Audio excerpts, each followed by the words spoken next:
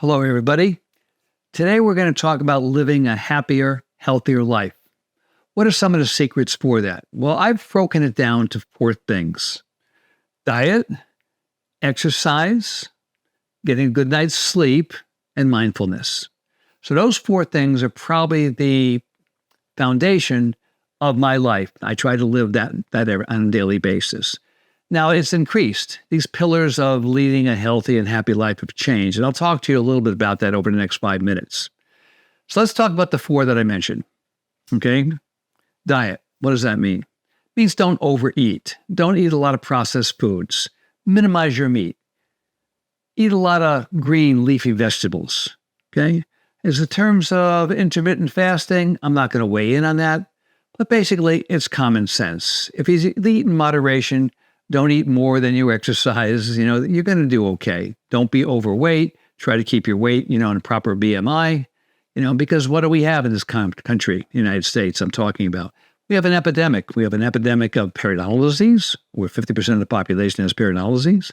We have an epidemic of obesity, where if you look around and go to the beach and see all the young people, a lot of them are overweight. When I was young, which was a while ago, over 60 years ago, all my friends weren't overweight. Very few people were overweight. Maybe there was that one kid in my classroom that was a little overweight. Today, 50 to 60% of the kids are overweight. And the third thing is we have an epidemic of diabetes, which also fuels cardiovascular disease, which is one of the commonest ways for people to die, especially if you're male, actually as females as well. And they're all interrelated. So there's an interrelationship between diabetes, inflammation, cardiovascular disease, and periodontal disease. And a lot of it is diet related. The second thing I want to talk about very briefly is just exercise. I think it's important to move daily. And if you look at the work from Dan Buettner in the Blue Zones or the work of Andrew Huberman in the Huberman Lab, he always talks about the importance of exercise. How much should you exercise? Well, we were told, maybe 20 minutes 3 times a week. Well, I don't think that's enough. I think you need to move on a daily basis. Now, I don't think you have to lift heavy weights every day or run, a marathon. But I think you should be in movement. And what Dan Buettner finds out and studied in the Blue Zones is that the people that live longer, 8 to 10 years longer on average, moved. They were constantly in movement. They were gardening. They were walking up and down hills. They weren't driving places. They were constantly in movement. And I think that's important. If you go to New York City, which people don't think is that healthiest city, you look at the people that live there, most of them aren't overweight because they're moving all the time. They're not sitting in cabs. They're not in traffic. It takes forever, so they walk. So people walk a lot. They do a lot of movement. And in the healthiest states, Colorado, Hawaii, you see people, their movement. In the states where people are a little bit more sedentary, they're a little bit heavier. So movement's important. So what would I recommend for physical exercise? Well, I think you should do aerobics at least 3 to 4 days a week and probably some HIIT training. Get your heart really, really moving, okay? Push yourself. A nice walk is nice, but some HIIT training I think is important. It increases metabolism, improves cardiovascular tone. It's been shown to increase lifespan. And as you get older, especially men and women over the age of 25 to 30, we start to lose muscle mass. As we get older, eat a lot more. So it's important to lift weights at least twice a week. Push yourself, lift some weights. And I cannot overemphasize the importance of being flexible and stretching. They say that you're as young as your spine, or you're young as your spine is flexible. So do some yoga, maybe some light martial arts, just some stretching, go to Stretch Lab, work with people. If you don't know how to do any of these things, find a coach and do it. But I think you should do something every day. Now, I may be a little bit of a freak because I love to work out, and I've always loved it since I've been a little kid. But I work out between 1 and 2 hours a day. I don't think you need to do that. But I think if you could devote 1 hour a day to taking care of your body, it's the only one you have, you might as well do it. So I think it's important for you to take care of your body. So give yourself that 1 hour. Now, if you don't really know how to work out or anything, just go out in nature, okay? Start to relate and take a walk. Walk in the woods, walk down to the beach. If you don't have the woods or the beach around you, find some nice place to walk. Go inside a mall in the morning and walk around there. And now the third thing, we've covered diet, exercise, is sleep. It's important to get a good night's sleep. And I think early on in my career, I used to pride myself as I don't sleep. I sleep 4.5, 5 hours a night. I remember somebody said recently, I don't know how the competition keeps up with me because I sleep 4 hours a night. I get all that time that I can really work hard. Well, I find that I'm much more efficient when I go to sleep earlier, and I try to get 7 to 8 hours a night. I wear this Oura ring, O-U-R-A ring, which monitors my sleep. So I know how much I sleep. When you start to measure something and you monitor it, then you can improve it. Before I was measuring my sleep, I was sleeping 6 hours a night. Now that I'm wearing the Oura Ring, I'm up to 7. I'd like to get up to 7.5 hours a night, but that means I have to be very, very rigid upon the time I go to bed. I get up at 5:36. That means I got to be in bed around 9:30, 10 o'clock at night, which I try to do.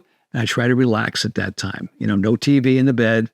At that time, I just try to relax or read something or maybe listen to something. So sleep is very important. And the fourth thing is mindfulness.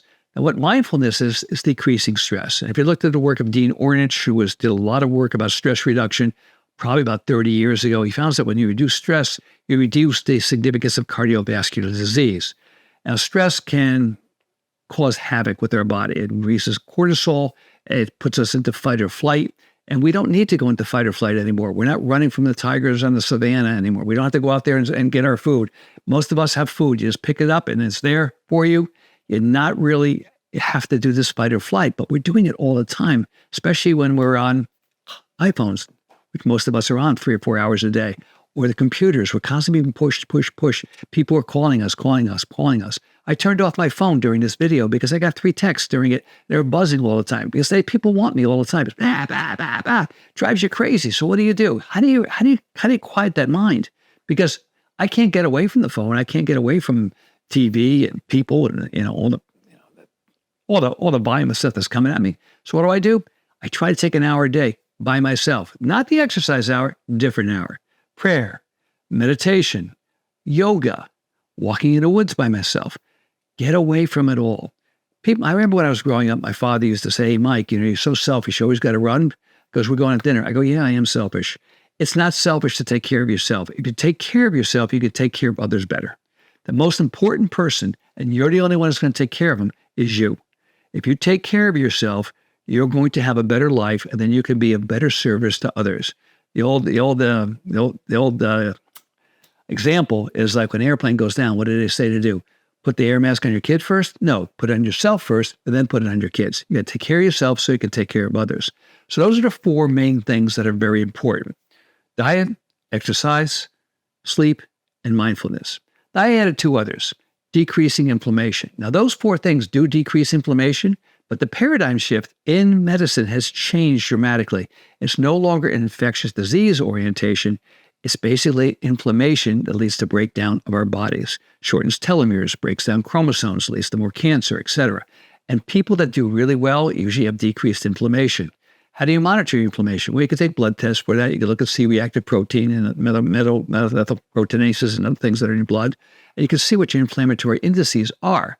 But if you do these things, these 4 things that I talked about, you're going to decrease the inflammation. Now, how do you know about that? You got to test. So testing, I think, is important. And I think you should be able to monitor that which you can monitor that. Maybe it's mammograms, maybe it's PSA tests, maybe it's colonoscopies, maybe it's just basic blood work, etc. So all those are very important. So the 4 major things, just to review: diet, okay, and I'm not going to tell you exactly what to eat.